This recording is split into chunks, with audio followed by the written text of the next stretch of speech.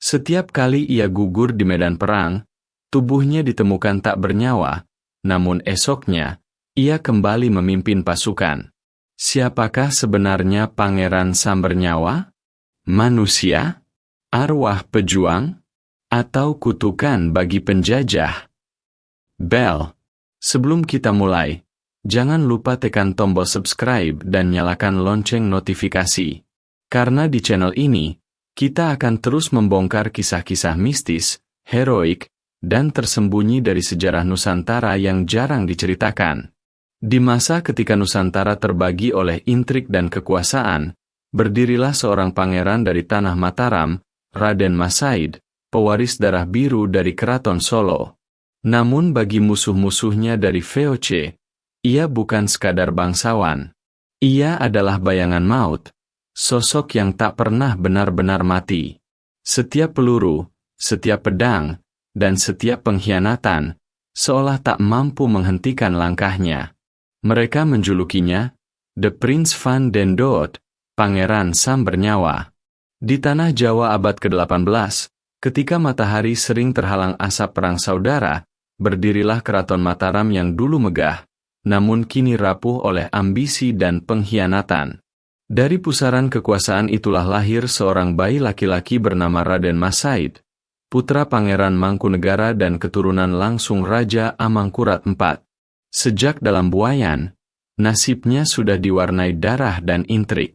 Ayahnya, seorang bangsawan jujur yang menentang campur tangan VOC, difitnah dan dibuang. Ibunya wafat muda. Sang bayi tumbuh tanpa kasih istana, diasuh oleh rakyat jelata di pedalaman Kartasura, tempat sisa-sisa kesetiaan kepada Mataram masih bertahan. Keraton saat itu bukan lagi pusat kebijaksanaan, melainkan medan perebutan kekuasaan. Paman-paman dan kerabat istana saling menjilat VOC untuk mendapatkan tahta. Para pejabat Jawa berseragam Belanda, membungkuk di hadapan komandan asing yang bahkan tak bisa mengucap nama mereka dengan benar. Bagi Raden Mas Said muda, pemandangan itu adalah penghinaan terhadap darah leluhur. Ia melihat sendiri bagaimana rakyat diperas untuk membayar pajak kepada penjajah, sementara para bangsawan berpesta di balik tembok istana. Dalam diam, amarahnya tumbuh. Darah mudanya berbisik. Jika istana sudah busuk, maka keadilan harus lahir dari hutan. Sejak remaja, Raden Mas Said sudah menunjukkan kecerdasan dan keberanian luar biasa. Ia belajar ilmu kanuragan, strategi perang, dan politik dari para guru yang pernah menjadi panglima kerajaan. Namun lebih dari itu, ia punya karisma yang membuat orang rela mati di sisinya. Ketika VOC mulai memperluas pengaruh ke wilayah Jawa Tengah, Mas Said memutuskan untuk tidak lagi menjadi pewaris istana, melainkan pejuang tanpa mahkota. Ia mengumpulkan pengikut dari berbagai kalangan.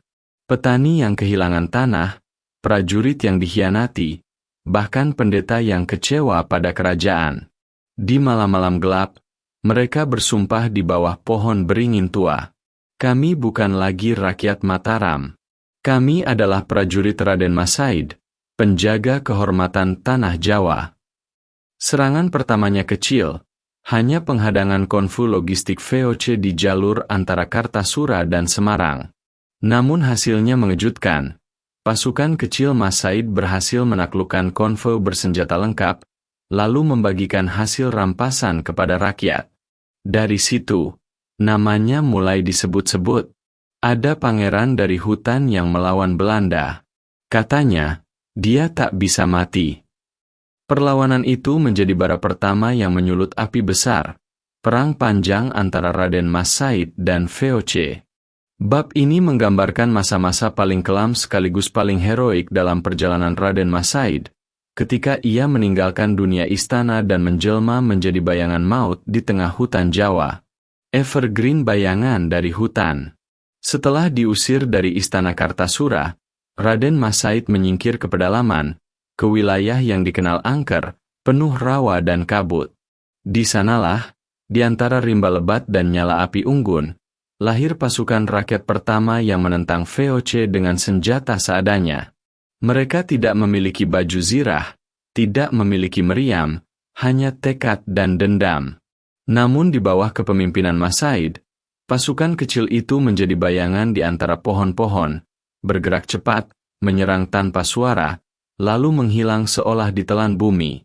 Orang Belanda mulai menyebutnya The Prince van de Dood, sang pangeran dari kematian. Api serangan kilat. Taktik Raden Mas Said bukan perang terbuka. Ia menggunakan ilmu perang gerilya yang belum pernah dikenal Belanda. Ia menyerang ketika musuh sedang beristirahat, memanfaatkan kabut malam dan medan rawa. Dalam semalam, pos VOC bisa lenyap begitu saja, meninggalkan sisa-sisa senjata dan jejak darah. Keesokan paginya, bendera Belanda berkibar di tanah yang basah, tapi di antara sobekannya, terukir tulisan dengan arang. Selama tanah Jawa bernapas, aku tak akan mati. Tengkorak. Dalam setiap pertempuran, selalu ada kisah aneh. Prajurit Belanda yang mengaku menembaknya dari jarak dekat, namun tubuh sang pangeran tak jatuh. Ada pula yang bersumpah melihatnya berdiri di dua tempat berbeda pada hari yang sama, satu di Sukowati, satu lagi di Blora. Desas-desus pun menyebar di antara pasukan VOC. Ia bukan manusia biasa. Ia roh penjaga tanah ini. Dan bagi para pengikutnya, julukan itu menjadi simbol keberanian. Mereka mulai memanggil pemimpin mereka dengan nama baru. Pangeran Sam Bernyawa, bukan karena ia menebar maut, tapi karena setiap kali ia datang, nyawa-nyawa musuh pasti berguguran. Lilin 2. Semakin lama, kekuatan Pangeran Sam Bernyawa kian besar. Desa demi desa bergabung dengannya. Bahkan sebagian bangsawan muda yang muak pada VOC mulai meninggalkan keraton dan bersumpah setia padanya. Namun dengan kekuatan, datang pula pengkhianatan. Beberapa pihak di Keraton Surakarta menganggapnya ancaman bagi stabilitas. VOC pun menyebar mata-mata, menawarkan hadiah besar bagi siapapun yang bisa menyerahkan kepala sang pangeran. Tapi setiap kali rencana itu dijalankan, para pengkhianat justru ditemukan tewas misterius. Tubuhnya membiru, matanya terbuka lebar, seolah nyawanya disambar sesuatu yang tak kasat mata. Kabut 2. Bab ini menggambarkan pergeseran Raden Mas Said dari sekadar pemimpin perang menjadi sosok legenda, manusia yang diselimuti mitos, kutukan, dan kekuatan gaib yang membuat VOC gemetar. Tahun-tahun perang membuat Raden Mas Said bukan hanya tangguh secara fisik, tapi juga mendalami laku spiritual Jawa. Ia tak lagi sekadar memimpin pasukan, ia mulai menapaki jalan kasekten, mencari kekuatan dari alam dan leluhur. Konon, di malam bulan purnama, ia bertapa di hutan randu alas, di bawah pohon randu besar yang konon menjadi tempat bersemayam arwah para ksatria Mataram yang gugur. Dalam keheningan itu, ia memohon restu pada leluhur. Jika darah ini tumpah demi tanah Jawa, biarlah jiwaku menyatu dengan bumi, agar selama penjajah menginjaknya, aku tak pernah mati. Sejak saat itu, keanehan mulai terjadi. Beberapa kali, VOC melaporkan kematian sang pangeran. Ia dikabarkan tewas tertembak di pertempuran. Tubuhnya terbakar bersama pondok yang dikepung. Namun seminggu kemudian, laporan baru datang. Ia terlihat memimpin serangan di wilayah lain. Pasukan Belanda mulai bingung. Siapa sebenarnya yang mereka lawan? Apakah manusia? Atau roh perang? Setiap kali ia mati, sesuatu seakan membangkitkannya lagi. Tubuhnya mungkin terluka, tapi semangatnya tak pernah padam. Bahkan pengikutnya percaya, Pangeran Sam Bernyawa memiliki 7 nyawa. Jika satu hilang, 6 lagi menunggu untuk bangkit. Di antara pasukan VOC, beredar cerita kelam.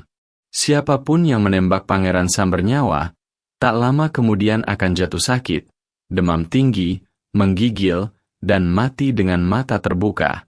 Orang-orang menyebutnya kutukan Sam Bernyawa. Beberapa serdadu Belanda menolak turun ke medan perang karena takut. Ada yang membakar peluru dengan doa, Ada pula yang menaruh jimat pemberian pendeta. Namun tak satu pun berhasil menolak maut ketika berhadapan dengan sang pangeran. Setiap peluru yang menembus tubuhnya akan kembali mencari pemiliknya. Begitu kata rakyat. Feoce pun semakin gentar.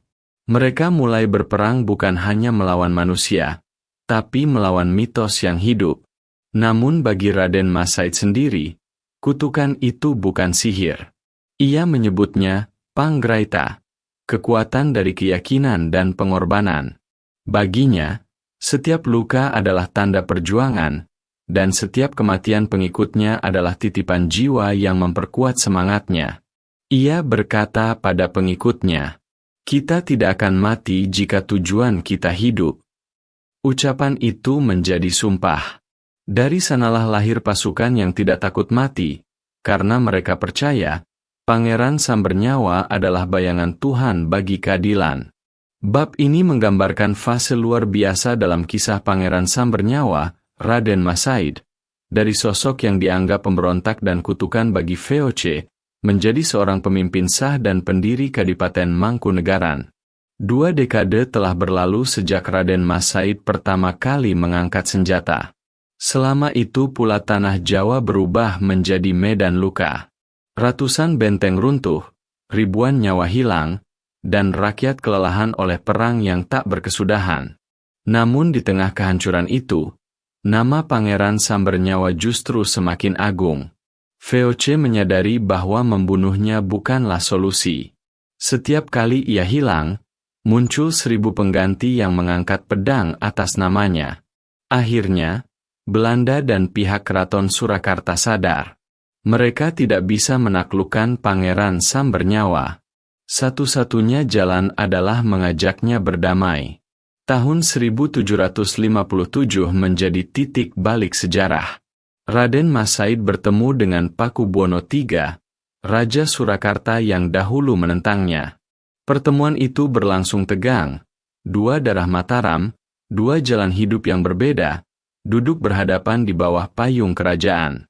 Mas Said datang bukan sebagai bawahan, tapi sebagai pangeran yang setara, membawa kehormatan pasukannya. Dan di hadapan raja, ia mengucap sumpah. Bukan mahkota yang kucari, bukan tahta yang kudamba. Aku hanya ingin tanah Jawa bebas dari ketakutan dan pengkhianatan. Sebagai hasil perjanjian, Raden Mas Said diberikan wilayah kekuasaan sendiri. Kadipaten Mangkunegaran, sebuah kerajaan kecil di bawah Surakarta. Tempat ia bisa memimpin rakyatnya dengan caranya sendiri. Raden Mas Said kini bergelar resmi. Kanjeng Gusti Pangeran Adipati Arya Mangkunegara I. Namun di balik gelar agung itu, semangatnya tak berubah. Ia membangun kadipatennya bukan untuk kemewahan, melainkan untuk menyembuhkan luka perang.